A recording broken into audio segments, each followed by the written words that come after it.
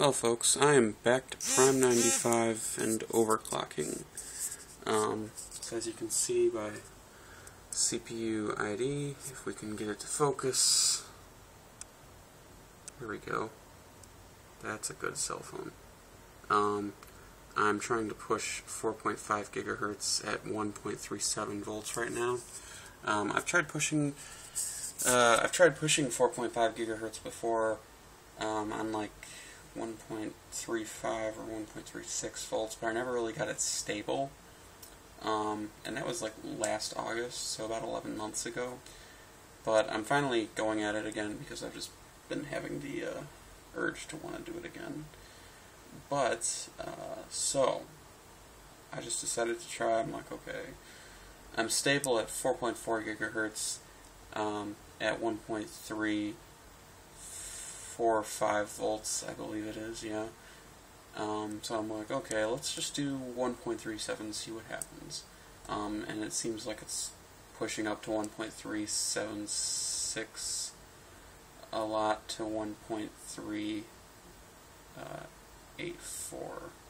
I just saw it sitting at 1.360, so that's a little bit of a variance. As you can see, temperatures are actually pretty damn good for such kind of like a high voltage and 4.5 gigahertz. I mean, one core reached 70 at one point, and that was about 7 or 8 minutes ago. So, and they've mostly been hovering around 58 to 65 Celsius. So I mean, these are some pretty good temperatures, to be frank. I started real temp after I was already starting to prime, so about 3 minutes in. So frankly, I mean, you're seeing these minimum temperatures of 55, 62, 61, 57, and then max 61, 70, 69, 65, and I'm still prime 95ing right now. So frankly, that's not too bad. So I mean, all cores are going crazy. It's using about 9 gigs of RAM. Other things have about 1.7 gigs in reserve and whatever. But so yeah, I mean, this is looking good so far. I'm going to be changing the test in like 5 minutes here probably to something else, and then seeing that. And then folks, I'll either maybe do some game testing, like play Rift for a bit. I haven't played it all, and I need to. But I'm also thinking of pushing it further. Possibly 4.6, 4.7. If I can do 4.8, then that's, as my buddy Syntax said, that's run outside worthy and scream because I'm in the cool kids club. He said 5 gigahertz is run outside and scream because my CPU's on fire. And I don't want to be borking my CPU because I don't have money to replace it, so I really got to be careful here. So I'm definitely, this isn't going to be a go to sleep while letting it Prime 95 possibly burn to death my CPU.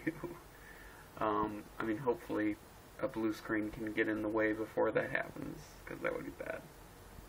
Blue screens are what we want here instead of Prime 95 simply destroying the hardware. But alas, blue screens can also be that the hardware's been destroyed. But I had plenty of blue screens last year when I was overclocking, so I'm quite prepared. So yeah, I mean, things are really stable so far. Tests are passing, like as you can see right there. I mean, we're in the low 60s. This is, again, it's at 4.5 gigahertz at 1.37 volts, going up into the 1.38 range. This is an i5-2500K on an Asus P8P67 B3 revision motherboard with a Zalman CNPS 9900 ALED cooler. So it's not even like, it's one of Zalman's top coolers, but it's not quite a Noctua NHD14 or Corsair H100. And a lot of people have like always given me crap saying that like, oh, it's just, you could have so much better, but frankly, I mean, those temperatures are pretty damn good, so I'm happy. I mean, we're at load, and They're setting low mid 60s. That is perfectly fine. That, and for such a high frequency and voltage as well, frankly, that means I could push this a good bit more before I actually have any thermal problems. So really, that doesn't matter. Temperatures are not a problem. What's going to be a problem is simply what the CPU can handle and can't. Temperatures are not going to be a problem at all. So, that's it for this video.